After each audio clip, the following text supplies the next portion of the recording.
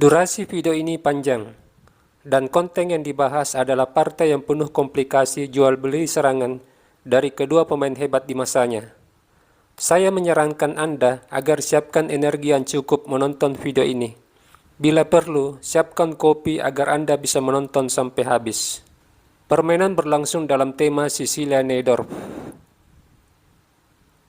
Michael Adams sebagai putih memilih variasi English Attack, gajah E3, pion E6, langkah standar menghadapi English Attack. Antisipasi terhadap petak sentrum juga membuka jalan bagi gajah.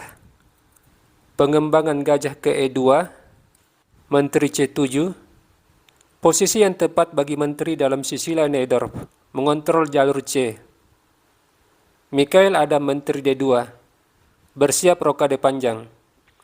Ciri khas dari English Attack, direspon dengan B5. Langkah ini memiliki 3 tujuan. Pertama, menyiapkan gajah fianchetto. Kedua, menekan di sayap menteri. Dan yang ketiga, menyiapkan petak C4 bagi kuda. Ciri khas dari English Attack di mana kedua pihak memiliki serangan yang berlawanan. Serangan hitam di sayap menteri dibalas oleh putih dengan serbuan pion di sayap raja. Pion A3, gajah B7, pion E4 mendapat serangan 2 kali. Pion F3, kuda C6, ini merupakan imajinasi dari Kasparov menempatkan kuda di B4 setelah dorong pion B4 mengadu pion A3 putih. Kuda berada di wilayah putih mengontrol beberapa petak. Komputer juga merekomendasikan pion D5. Memutus ikatan pion F3 dan E4 guna memuluskan pergerakan gajah fianchetto. Bila pion usir kuda, kuda mundur ke D7. Kuda bisa manuver ke B6 lalu ke C4. Hitam juga memiliki pion sentrum di D5. Permainan berlanjut dengan rokade, pion B4, upaya dari Kasparov untuk membuka serangan di jalur B. Dengan ide, benteng akan beroperasi di jalur B. Pion kali pion, kuda kali pion, menekan pion di depan raja, juga mengontrol petak A2. Sebuah tekanan psikologis terhadap Michael Adams. Michael Adams melakukan serangan balik di sayap raja dengan pion G4. Komputer menyarankan agar raja terlebih dahulu bergeser ke B1. Kasparov mengembangkan gajah ke E7, pion usir kuda, lalu kemana arah kuda? Jika kuda H5, putih mendapat tempo dengan dorong pion F4. Kuda mendapat serangan dari gajah. Di sini kuda mundur ke D7. Pion H4, kuda C5, melibatkan 2 kuda dalam serangan. Kedua kuda ini memiliki daya serang tinggi, mendominasi beberapa petak terang di wilayah putih. Kuda C5 juga memiliki fungsi sebagai perwira bertahan yang melindungi pion E6. Sebelum kita lanjut, kita akan menganalisa variasi langkah dari kuda. Bagaimana jika di posisi ini kuda melangkah ke E5? Dengan tujuan kuda ke C4. Langkah ini memiliki kelemahan karena pion E6 tidak mendapat pengawalan dari kuda.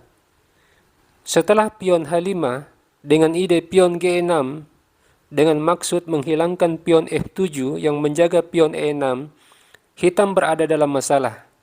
Keberadaan kuda di E5 juga menguntungkan bagi putih karena putih bisa mendapat tempo setelah pion F4 didorong, membuat putih melakukan serangan pion yang berbahaya. Apabila benteng C8, putih raja B1, langkah menunggu dari putih agar hitam rokade. Bila hitam rokade, pion G6 sangat kuat membongkar pertahanan hitam. Hitam memiliki pion E6 yang diincar oleh kuda. Dan apabila di posisi ini kuda ke C4, maka kuda ini harus dipukul. Menteri kali kuda, sekaligus melindungi pion E6 dengan menteri. Kuda B3, dengan kemungkinan manuver ke A5 menyerang gajah fianchetto. Oke, kita kembali. Setelah Kasparov melangkah kuda C5, Mikhail Adam membawa raja ke B1, sebuah upaya menghindar dari shadowing menteri. Tetapi benteng B8 membuat raja masih tetap berada dalam shadowing. Pion H5. Bagaimana Kasparov menyikapi situasi di atas papan yang penuh dengan komplikasi? Kasparov mengamati, sebentar lagi Adam akan mengarahkan armada tempur untuk menggempur sayap raja. Kemudian, apakah Kasparov takut rokade? Jawabannya tidak. Kasparov sudah menganalisa posisi dengan akurat. Dia telah menyiapkan mana perwira yang melakukan serangan dan mana perwira dan prajurit yang akan bertahan. Dan di langkah ke-17, Kasparov rokade. Putih pion G6. Sebuah situasi yang harus Anda pahami. Pada situasi seperti ini, Anda jangan memukul pion, sebab akan membuka jalur serangan bagi benteng. Dan Kasparov mengajarkan kepada kita dalam situasi yang penuh komplikasi, di mana kedua pihak saling menyerang, kita harus cermat dan cerdik.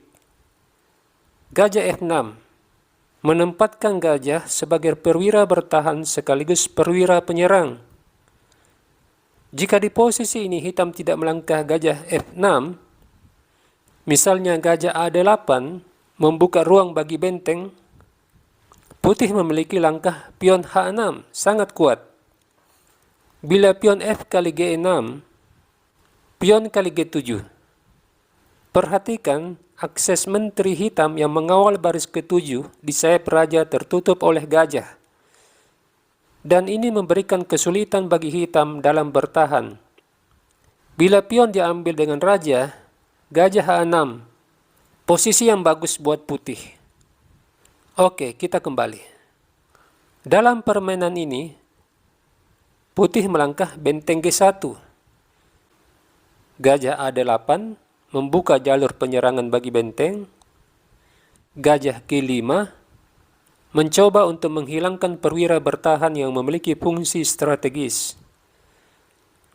Sebelum kita lanjut, kita meminta bantuan komputer. Apa rekomendasi dari komputer bagi Mikhail Adam? Di sini komputer menyarankan benteng G4 dengan kemungkinan menyusung benteng di lajur G. Dan kalau kita perhatikan, benteng G4 ini melakukan shadowing terhadap kuda hitam yang ada di B4. Ide yang sangat menarik dari komputer. Setelah Mikhail Adam menawarkan pertukaran gajah di G5, Kasparov gajah E5, pion kali H7, raja kali pion. Di posisi ini, komputer menyarankan agar putih mengundurkan gajahnya. Namun, Mikhail Adam melakukan langkah lemah, kuda B3. Dia tidak mengevaluasi posisi benteng yang melakukan shadowing terhadap kuda. Dan Kasparov memanfaatkan dengan kuda kali pion.